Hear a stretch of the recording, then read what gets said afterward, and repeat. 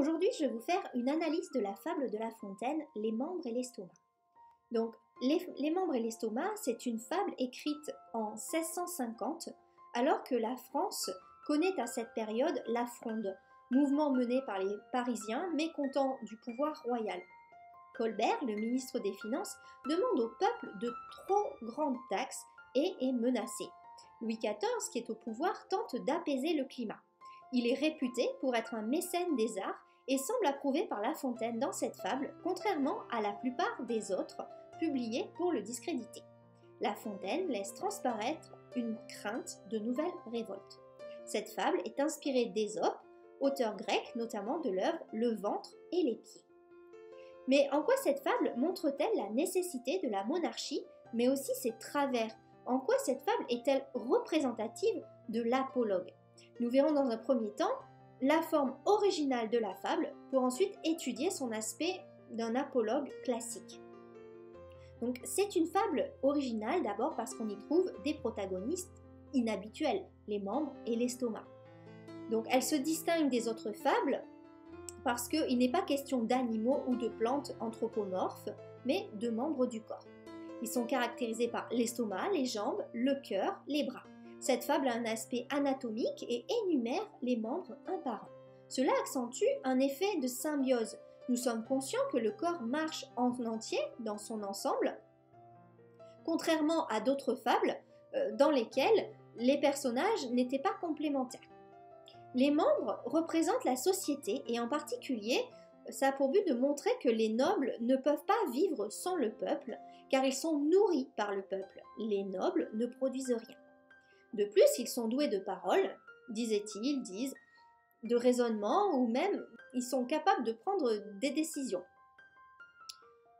La Fontaine inclut plusieurs notions comme une référence historique pour appuyer son propos avec Ménélus qui désigne la royauté directement et emprunte l'expression messer-gaster à Rabelais désignant en latin le ventre, c'est-à-dire l'estomac. De plus, cette fable cite à travers un récit toutes les classes sociales, la royauté, les marchands, les magistrats, le laboureur. Donc La Fontaine introduit ici une notion de respect à l'égard des travailleurs. La construction de cette fable est atypique. Le schéma des rimes est très irrégulier, avec les rimes croisées, embrassées ou encore suivies. Cela reproduit le côté chaotique de la société de l'époque où il n'y a pas d'harmonie entre les nobles et le peuple. On note de même des alexandrins du vers 5 à 14 pour représenter la noblesse, puis des octosyllabes ou encore un décasyllabe. Le schéma métrique est complètement bouleversé, donnant un aspect dynamique au texte. Certains alexandrins sont césurés à l'hémistiche, c'est-à-dire à la moitié, ou d'autres avec des césures plus particulières, notamment au vers 9 avec plusieurs découpes. Le plan est lui aussi assez particulier.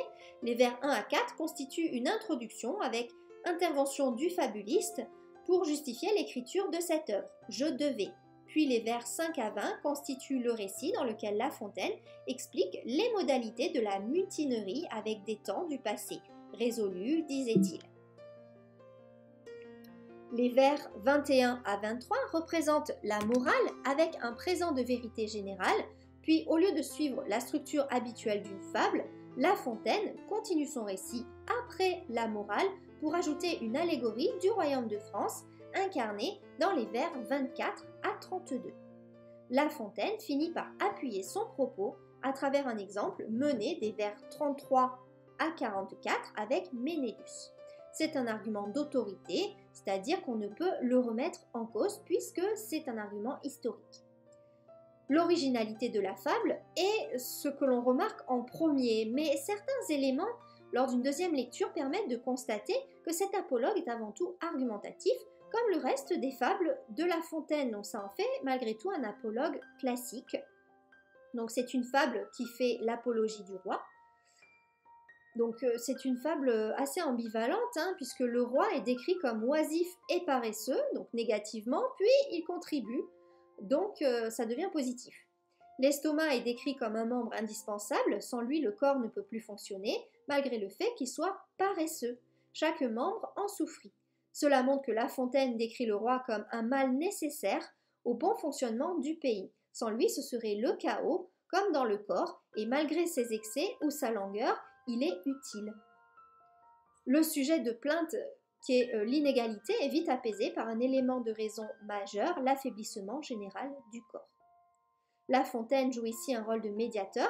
Il défend et dénigre tout à la fois la royauté. Il dénonce les problèmes, mais apaise en montrant par un argumentaire complet qu'il est nécessaire.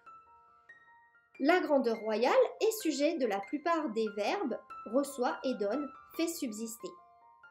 Mais c'est une fable équivoque, puisqu'il y a une très grande différence entre le roi et le peuple. Cette fable constitue tout de même une critique. Devers laisse supposer que La Fontaine a été obligé d'écrire cette fable. La Fontaine prend la défense du peuple, il le prend en pitié, et notamment ceux qu'il appelle les pauvres gens. L'opposition entre le roi et le peuple est marquée notamment dans la rime gentilhomme, bête de somme, et montre que le roi déshumanise ses sujets. L'estomac a une fonction, mais il est le seul à avoir un titre qui provoque un effet comique. Messer-Gaster, cette référence renvoie à l'appétit sans fin de l'estomac. Notre soin n'aboutit qu'à fournir ses repas. Donc le roi est trop dépensier, il prend tout l'argent pour lui.